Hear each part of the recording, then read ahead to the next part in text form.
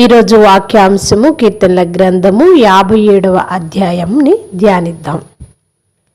నన్ను కరుణించుము దేవా, నన్ను కరుణించుము, నేను నీ శరణు జొచ్చి ఉన్నాను. ఈ ఆపదలు తొలగిపోవు వరకు నీ రెక్కల నీడను శరణు జొచ్చి ఉన్నాను. దావీదు సౌలు చేత తరమబడుతూ ఉన్నప్పుడు ఒక గుహలోనికి వెళ్ళి ఈ విధంగా ప్రార్థిస్తూ ఉన్నాడు. నన్ను కరుణించుము దేవా, నన్ను కరుణించుము అంటూ ఉన్నాడు. నన్ను కరుణించి ఈ యొక్క ఆపద నుంచి నన్ను తప్పించు, నీ రెక్కల కింద నాకు నీడనివ్వు, నీ శరణు జొచ్చి ఉన్నానయ్యా అని ప్రార్థిస్తూ ఉన్నాడు. ఎంతో గొప్ప ప్రార్థన చేస్తూ ఉన్నాడు దావీదు. మరి సౌలు యొక్క భార్య నుండి విడిపించబడటానికి దేవునికి మొరపెడుతూ ఉన్నాడు. మహోన్నతుడైన దేవునికి, నా కార్యము సఫలము చేయి దేవునికి నేను మొరపెట్టుచున్నాను అంటున్నాడు. ఆయన యొక్క పనిని ఎవరు చేయగలరని దావీదు నమ్మి ఉన్నాడు. దేవుడే నన్ను రక్షించగలడు. ఇప్పుడు ఈ స్థితిలో నన్ను కాపాడగలిగిన వాడు ఈయనే. సౌలంతటి వాడే నన్ను వెంబడిస్తున్నప్పుడు నన్ను ఎవరు రక్షించగలరు? దేవాది దేవుడు తప్ప ఎవ్వరూ రక్షించలేరు అని నిర్ణయించుకొని నా కార్యాన్ని సఫలము చేసే దేవుడు ఆయనే అని ప్రార్థిస్తూ ఉన్నాడు. ఆయన ఆకాశము నుండి ఆజ్ఞ ఇచ్చి నన్ను రక్షించును, నన్ను మృంగగో వారు దూషణలు పలుకున్నప్పుడు దేవుడు తన కృపాసత్యములను పంపును అంటూ ఉన్నాడు.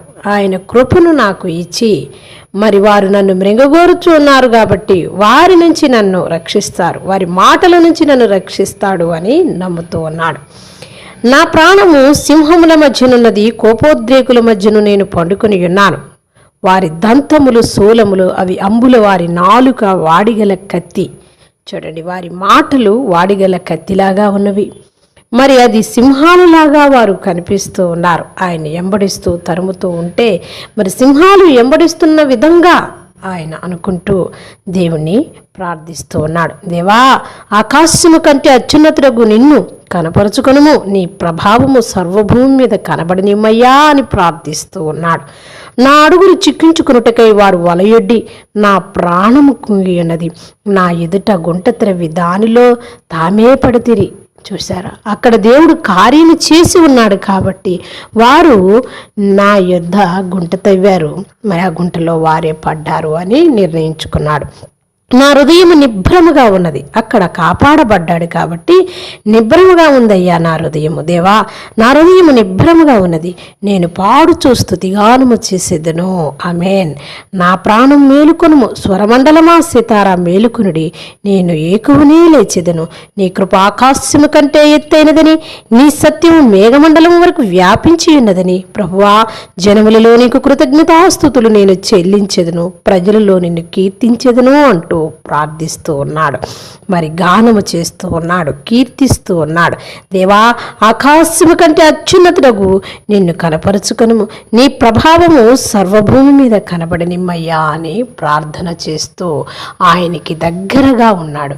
ప్రియ సహోదరుడా, సహోదరి, ఈ 57వ కీర్తనాన్ని ధ్యానించినప్పుడు నీవు ఏ స్థితిలో ఉన్నా దేవుడు నిన్ను సురక్షితంగా కాపాడగలడని నమ్మకము నీలో బలపడుతూ ఉంది.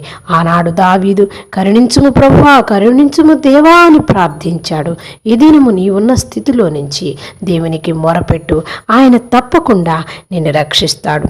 ఆ దినము దావీదును రక్షించినట్టుగా ఈ దినము నిన్ను కూడా రక్షించడానికి ఆయన సిద్ధంగా ఉన్నాడు. చిన్న ప్రార్థన చేసుకున్నాం. మహాపరిశుద్ధుడా, మిక్కిలిగా మమ్మల్ని ప్రేమించే మా పరలోకపు తండ్రి, మీ దివ్యమైన పాదములకు కృతజ్ఞతా స్తోత్రములు నాయన. నా దినము దావీదుని నాయన సౌలు యొక్క భార్య నుండి రక్షించినట్టుగా మమ్ము కూడా ప్రభువా సమస్యలు, బంధకములు, అప్పులు, బాధలు, వేదనలు, శోధనలు, రోగముల నుంచి కూడా రక్షించి మమ్ము కాపాడి సురక్షితముగా నీ శరణు జొచ్చి జీవించులాగు సహాయము చేయమని యేసు నామమున ప్రార్థిస్తున్నాం మా పరలోకపు తండ్రి.